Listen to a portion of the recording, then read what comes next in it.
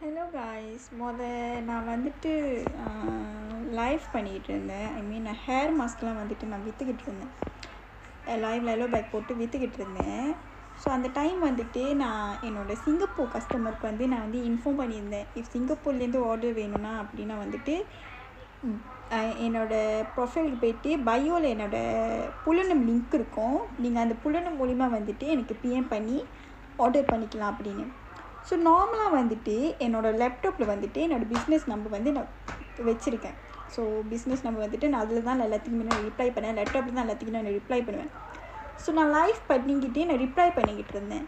So அந்த time பார்த்து என்னோடய லேப்டாப் வந்துட்டு எனக்கு ஒரு கால் வந்துச்சு. என்னோடய பிஸ்னஸ் நம்பருக்கு வந்து ஒரு கால் வந்துச்சு. ஸோ நான் லேப்டாப்பில் வந்துட்டு அந்த காலில் வந்துட்டு நான் டிக்ளைன் பண்ணுறதுக்கு நான் சீலாப்பாக ஆன்சர் பண்ணிட்டேன். ஸோ நான் சீலாப்பாக ஆன்சர் பண்ணோன்னே திரும்ப நான் கட் பண்ணலாம். ஏன்னா அது மரியாதையாக இருக்காது.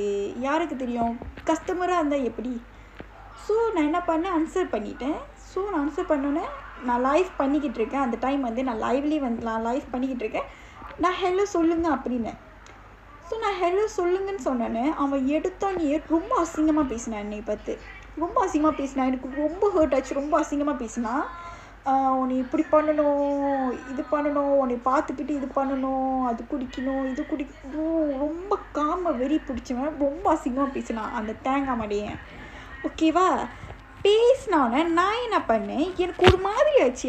எனக்கு அந்த இடத்துல என்ன பண்ணுறது இல்லை. ஸோ நான் என்ன பண்ணேன், லைஃப்பை மியூட் பண்ணிட்டேன். லைஃப்பை மியூட் பண்ணிவிட்டு அவன்கிட்ட நான் பதிலுக்கு பேசினேன்.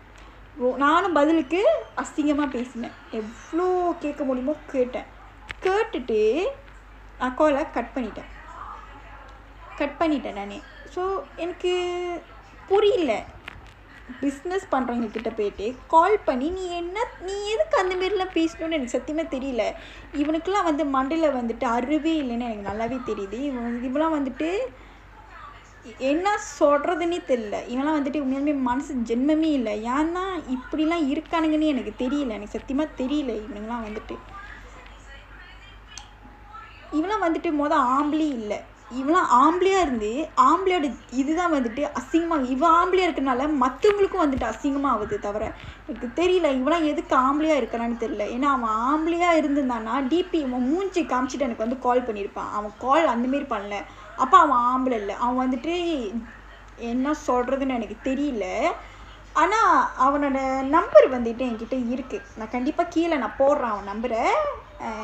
நான் சொன்னேன் அவனுக்கு வந்து என்னை பற்றி தெரியலன்னு நினைக்கிறேன். நான் வந்துட்டு ஐயோ நீ பார்த்து இப்படி பேசிட்டான் அப்படிலாம் போகிற பிள்ளை நான் இல்லை. வச்சு கிளின்னு கிழிச்சிருவேன். அப்போது அவன் நம்பர் வந்துட்டு நான் போடுவேன். ஸோ எல்லாமே வந்துட்டு பார்க்கட்டும். அவன் குடும்பத்தில் பார்ப்பாங்களே. அப்படியே அவன் குடும்பத்தில் யாராவது இந்த நம்பரை பார்த்தீங்கன்னா புத்திமதி சொல்லுங்கள் அந்த நாய்க்கு. ஏன்னா வந்துட்டு பொம்பளை பிள்ளை எப்படி மதிக்கணும்னு அந்த நாய்க்கு தெரியல. எனக்கு தெரியல. அவன் வந்து அந்தளவுக்கு காம வெறியில் இருக்கான். இல்லைன்னா கூட்டிகிட்டு போயிட்டு எங்கேயாவது ஹோட்டலுக்கு கீழே அவனை விடுங்க, சம்பாதிக்கிட்டோம். அவனோட அந்த வெறியை வந்துட்டு தீர்ன மாதிரி ஆகும். சரியான என்ன சொல்கிறதுன்னு எனக்கு தெரியல. அவனோட ஃபோன் நம்பர் வந்துட்டு 06 936 27 45. இதுதான் வந்துட்டு அந்த நாயோட நம்பரு. எனக்கு தெரியல. இவனெல்லாம் வந்துட்டு சப்பாத்தியில் அடித்தா கூட திருந்தாத ஜென்மம். ஏன்னா அந்த அளவுக்கு வெறி பிடிச்சி கிடக்குறான். எனக்கு தெரியல. இவனெல்லாம் வந்துட்டு இன்னும் நான் என்னத்தை சொல்லி கிழிக்கிறது அப்படின்னு எனக்கு தெரியல. கொஞ்சமாச்சும் சோத்துல உப்பு போட்டு தின்றானா. அடுத்த வாட்டி நீ கால் பண்ணுற சோத்துல உப்பு போட்டு தின்றா, நீ ஒரு அம்மாவுக்கு தான் பிறந்த அப்படின்னா வந்துட்டு மூஞ்சி வச்சுட்டு எனக்கு வந்து கால் பண்ணு. நான் ரிப்ளை பேசுகிறேன். புரியுதா? மானம் கேட்டவனே பண்ணாட. இன்னும் கேவலமாக கேட்பேன் ஒன்று. அப்புறம் எனக்கு தெரியல, இந்த மாதிரி வரவங்களுக்குலாம் நான் ஒன்று சொல்கிறேன். பொம்பளை பிள்ளை நாங்களே மூஞ்சி காட்டிட்டு தானே பேசுகிறோம். ஆம்பளை நீ ஏன்டா ஒளிஞ்சு பேசுகிற?